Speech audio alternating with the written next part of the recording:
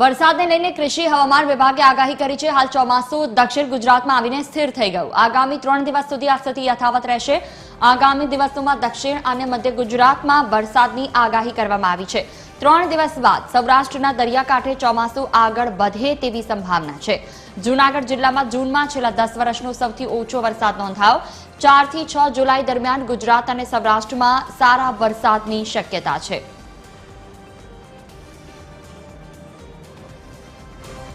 હાલ આપણે 29 જૂન થવા છતાં પણ હજી પણ ચોમાસું છે એ ગુજરાતની અંદર સુરતના જે વિસ્તારો છે ત્યાં આવીને સ્થિર થઈ ગયેલું છે।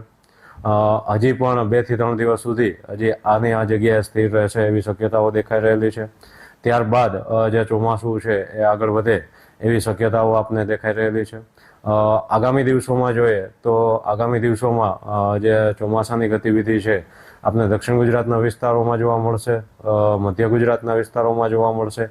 જ્યારે સૌરાષ્ટ્રની વાત કરવામાં આવે તો સૌરાષ્ટ્રના જે દરિયાકાંઠાના વિસ્તારો છે એ વિસ્તારોમાં 2 થી 3 દિવસ બાદ જે ગતિવિધિઓ સાનુકૂળ થતા પરિસ્થિતિ ચોમાસું આગળ વધે એવી શક્યતાઓ આપને દેખાઈ રહેલી છે।